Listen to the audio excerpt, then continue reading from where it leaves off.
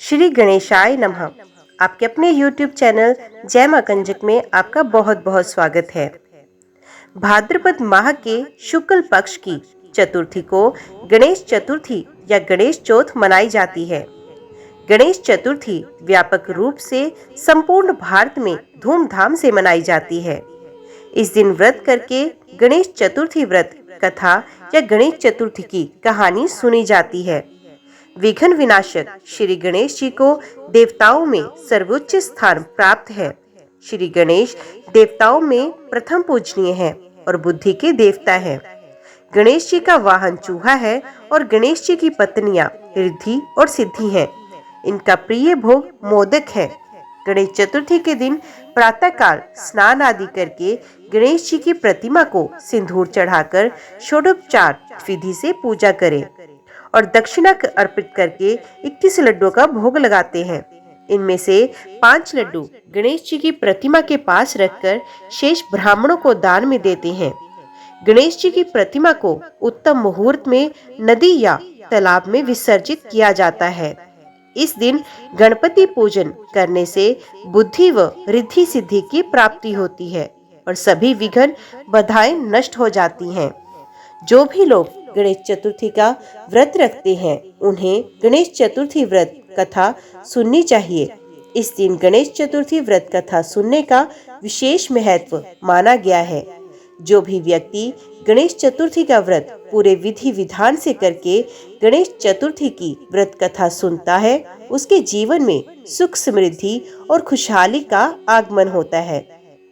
तो आइए आज की वीडियो में हम गणेश चतुर्थी की कुछ कथाएं आपके सामने प्रस्तुत करने जा रहे हैं। उम्मीद करती हूँ कथाएं आपको पसंद आएंगी और कथाओं का पूरा फल लेने के लिए आप कथाओं को शुरू से लेकर अंत तक जरूर श्रवण करेंगे। ओम गण गणपते नमः। गणेश जी की पहली कथा। पौराणिक एवं प्रचलित श्री गणेश कथा के अनुसार एक बार देवता कई विपदाओं में घिरे हुए थे। तब वह मदद मांगने भगवान शिव के पास आए। उस समय शिव के साथ कार्तिकेय तथा गणेश जी भी बैठे हुए थे। देवताओं की बात सुनकर शिव जी ने कार्तिकेय व गणेश जी से पूछा कि तुम में से कौन देवताओं के कष्टों का निवारण कर सकता है। तब कार्तिकेय व गणेश जी दोनों ने ही स्वयं को इस कार्य के लिए सक्षम बताया। इस पर भगवान शिव ने दोनों की परीक्षा लेते हुए कहा कि तुम दोनों में से जो सबसे पहले पृथ्वी की परिक्रमा करके आएगा वही देवताओं की मदद करने जाएगा। भगवान शिव के मुख से ये वचन सुनते ही कार्तिकेय अपने वाहन मोर पर बैठकर पृथ्वी की परिक्रमा के लिए निकल गए। परंतु गणेश जी सोच में पड़ गए कि वे चूहे के ऊपर चढ़कर सारी पृथ्वी की परिक्रमा करेंगे तो इस कार्य में उन्हें बहुत समय लग जाएगा। तभी उन्हें एक उपाय सूझा। गणेश अपने साथ से उठे और अपने माता पिता की 7 बार परिक्रमा करके वापस बैठ गए। परिक्रमा करके लौटने पर कार्तिकेय स्वयं को विजेता बताने लगे। तब शिव जी ने श्री गणेश से पृथ्वी की परिक्रमा न करने का कारण पूछा। तब गणपति जी ने कहा, माता पिता के चरणों में ही समस्त लोक है। ये सुनकर भगवान शिव ने गणेश जी को देवताओं के संकट दूर करने की आज्ञा दी। इस प्रकार भगवान शिव ने गणेश जी को आशीर्वाद दिया कि चतुर्थी के दिन जो तुम्हारा पूजन करेगा और रात्रि में चंद्रमा को अर्घ्य देगा उसके तीनों ताप यानी दैहिक ताप, दैविक ताप तथा भौतिक ताप दूर हो जाएंगे।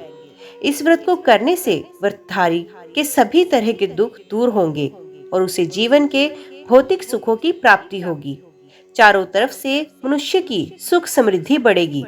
पुत्र पौत्रादि धन्य ऐश्वर्य की कमी नहीं रहेगी। ओम गण गणपते नमः। गणेश चतुर्थी व्रत की दूसरी कथा। एक समय की बात है। राजा हरिश्चंद्र के राज्य में एक कुम्हार था। वे मिट्टी के बर्तन बनाता लेकिन वे कच्चे रह जाते। एक पुजारी की सलाह पर उसने इस समस्या को दूर करने के लिए एक छोटे बालक को मिट्टी के बर्तनों के साथ आवा में डाल दिया। उस दिन चतुर्थी का दिन था। उस बच्चे की माँ अपने बेटे के लिए परेशान थी। उसने गणेश जी से बेटे की कुशलता की प्रार्थना की। दूसरे दिन जब कुम्हार ने सुबह उठकर देखा तो आमा में उसके बर्तन तो पक गए थे लेकिन बच्चे का बाल बांका नहीं हुआ। वे डर गया और राजा के दरबार में जाकर सारी घटना बताई। इसके बाद राजा ने उस बच्चे और उसकी माँ को बुलवाया, तो माँ ने सभी तरह के विघ्न को दूर करने वाली चतुर्थी का व्रत का वर्णन किया। इस घटना के बाद से महिलाएं संतान और परिवार के सौभाग्य के लिए गणेश चतुर्थी का व्रत करने लगी। ओम श्री गणेशाय नमः। गणेश चतुर्थी की तीसरी कथा। एक समय की बात है कि विष्णु भगवान का विवाह लक्ष्मी जी के साथ निश्चित हुआ। विवाह की तैयारी होने लगी। सभी देवताओं को निमंत्रण भेजे गए, परंतु गणेश जी को निमंत्रण नहीं दिया गया। कारण जो भी रहा हो, अब भगवान विष्णु की बारात जाने का समय आ गया। सभी देवता अपनी पत्नियों के साथ विवाह समारोह में आए। उन सब ने देखा कि गणेश जी कहीं दिखाई नहीं दे रहे। तब वे आपस में चर्चा करने लगे कि क्या गणेश जी को नहीं पता, या न्योता नहीं दिया, या स्वयं गणेश जी नहीं आए। सभी को इस बात पर आश्चर्य होने लगा। तभी सबने विचार किया कि विष्णु भगवान से ही इसका कारण पूछा जाए। विष्णु भगवान से पूछने पर उन्होंने कहा कि हमने गणेश जी के पिता भोलेनाथ महादेव को न्योता भेजा है। यदि गणेश जी अपने पिता के साथ आना चाहते तो आ जाते, अलग से न्योता देने की कोई आवश्यकता नहीं। दूसरी बात यह है कि उनको 1.25 मन मूंग, 1.25 मन चावल, 1.25 मन घी और 1.25 मन लड्डू का भोजन दिन भर में चाहिए। यदि गणेश जी नहीं आएंगे तो कोई बात नहीं, दूसरे के घर जाकर इतना सारा खाना पीना अच्छा नहीं लगता। इतनी वार्ता कर ही रहे थे कि किसी एक ने सुझाव दिया, यदि गणेश जी आ भी जाएं तो उनको द्वारपाल बनाकर बिठा देंगे कि आप घर की याद रखना। अब तो चूहे पर बैठकर धीरे धीरे चलोगे तो बारात से बहुत पीछे रह जाओगे। ये सुझाव भी सबको पसंद आ गया, तो विष्णु भगवान ने भी अपनी सहमति दे दी। होना क्या था, इतने में गणेश जी वहां आ पहुंचे और उन्हें समझा बुझाकर घर की रखवाली करने के लिए बैठा दिया गया। बारात चली गई।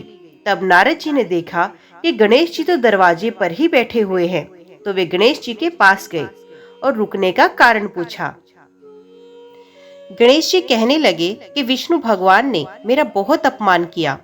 नारद जी ने कहा कि आप अपनी मूषक सेना को आगे भेज दें, तो वे रास्ता खोद देगी, जिससे उनके वाहन धरती में धंस जाएंगे। तब आपको सम्मान पूर्वक बुलाना ही पड़ेगा। अब तो गणेश जी ने अपनी मूषक सेना जल्दी से आगे भेज दी और सेना ने जमीन पोली कर दी। जब बारात वहां से निकली तो रथों के पहिए धरती में धंस गए। लाख कोशिश करें परंतु पहिए नहीं निकले। सभी ने अपने अपने उपाय किए, परंतु पहिए तो नहीं निकले, बल्कि जगह जगह से टूट गए। किसी की समझ में नहीं आ रहा था कि अब क्या किया जाए। तब तो नारद जी ने कहा, आप लोगों ने गणेश जी का अपमान करके अच्छा नहीं किया।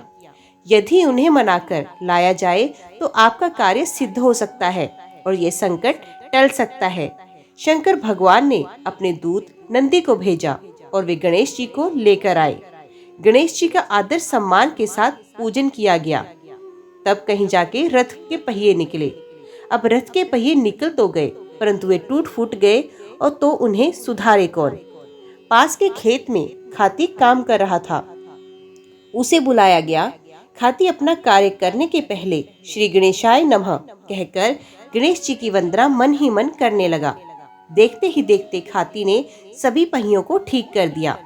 तब खाती कहने लगा, हे देवताओं, आपने सर्वप्रथम गणेश जी को नहीं मनाया होगा और ना ही उनकी पूजा की होगी, इसीलिए तो आपके साथ ये संकट आया। हम तो मूर्ख अज्ञानी हैं, फिर भी पहले गणेश जी को पूजते हैं, उनका ध्यान करते हैं। आप लोग तो देवता गण हैं, फिर भी आप गणेश जी को कैसे भूल गए। अब आप लोग भगवान श्री गणेश जी की जय बोलकर जाए तो आपके सब काम बन जाएंगे और कोई संकट भी नहीं आएगा।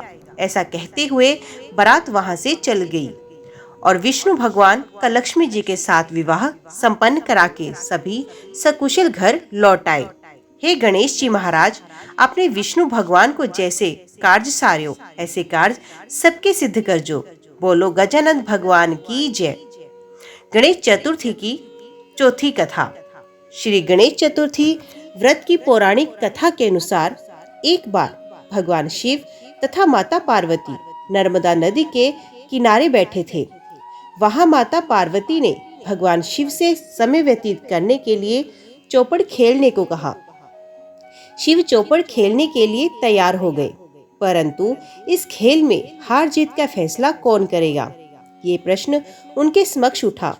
तो भगवान शिव ने कुछ तिनके एकत्रित कर उसका एक पुतला बनाकर उसकी प्राण प्रतिष्ठा कर दी और पुतले से कहा, बेटा, हम चौपड़ खेलना चाहते हैं, परंतु हमारी हार जीत का फैसला करने वाला कोई नहीं, इसलिए तुम बताना कि हम दोनों में से कौन हारा और कौन जीता।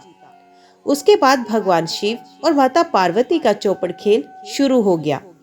ये खेल 3 बार खेला गया और संयोग से तीनों बार माता पार्वती ही जीत गई। खेल समाप्त होने के बाद बालक से हार जीत का फैसला करने के लिए कहा गया, तो उस बालक ने महादेव जी को विजयी बताया। ये सुनकर माता पार्वती क्रोधित हो गई और क्रोध में उन्होंने बालक को लंगड़ा होने, कीचड़ में पड़े रहने का शाप दे दिया। बालक ने माता पार्वती से माफी मांगी और कहा, ये मुझसे अज्ञानतावश ऐसा हुआ है, मैंने किसी द्वेष भाव से ऐसा नहीं किया। बालक द्वारा क्षमा मांगने पर माता ने कहा, यहाँ गणेश पूजन के लिए नाग कन्याएं आएंगी, उनके कहे अनुसार तुम गणेश व्रत करो, ऐसा करने से तुम मुझे प्राप्त करोगे। ये कहकर माता पार्वती शिव के साथ कैलाश पर्वत पर चली गई। 1 साल के बाद उस स्थान पर नाग कन्याएं आई। तब नाग कन्याओं से श्री गणेश के व्रत की विधि मालूम करने पर उस बालक ने 21 दिन लगातार गणेश जी का व्रत किया। उसकी श्रद्धा से गणेश जी प्रसन्न हुए। उन्होंने बालक को मनोवांछित फल मांगने के लिए कहा। उस पर उस बालक ने कहा, हे विनायक, मुझ में इतनी शक्ति दीजिए कि मैं अपने पैरों से चलकर अपने माता पिता के साथ कैलाश पर्वत पर पहुंच सकूं और वे ये देख प्रसन्न हो। तब बालक को वरदान देकर श्री गणेश अंतर्ध्यान हो गए। इसके बाद वे बालक कैलाश पर्वत पर पहुंच गया। कैलाश पर्वत पर पहुंचने की अपनी कथा उसने भगवान शिव को सुनाई। चौपड़ वाले दिन से माता पार्वती शिवजी से विमुख हो गई थी। अत देवी के रुष्ट होने पर भगवान शिव ने भी बालक के बताए अनुसार 21 दिनों तक श्री गणेश का व्रत किया। इस व्रत के प्रभाव से माता पार्वती के मन से भगवान शिव के लिए जो नाराजगी थी वो समाप्त हो गई। तब ये व्रत विधि भगवान शंकर ने माता पार्वती को बताई। ये सुनकर माता पार्वती के मन में भी अपने पुत्र कार्तिकेय से मिलने की इच्छा जागृत हुई। तब माता पार्वती ने भी 21 दिन तक श्री गणेश का व्रत किया तथा दूर्वा फूल और लड्डुओं से गणेश जी का पूजन अर्चन किया। व्रत के 21वें दिन कार्तिकेय स्वयं माता पार्वती जी से मिलने आए। उसी दिन से श्री गणेश चतुर्थी का ये व्रत समस्त मनोकामनाओं की पूर्ति करने वाला व्रत माना जाता है। इस व्रत को करने से मनुष्य के सारे कष्ट दूर होकर मनुष्य को समस्त सुख सुविधाएं प्राप्त होती हैं।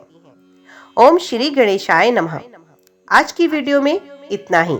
उम्मीद करती हूँ वीडियो आपको पसंद आई होगी। वीडियो पसंद आई हो तो वीडियो को लाइक और चैनल को सब्सक्राइब जरूर कीजिएगा। कमेंट बॉक्स में जय श्री गणेश लिखकर अपनी हाजिरी लगवाना ना भूलिएगा। तो मिलते हैं अगली कथा अगली वीडियो के साथ। तब तक के लिए देखते व सुनते रहिए। जय मां कंजक, जय माता दी।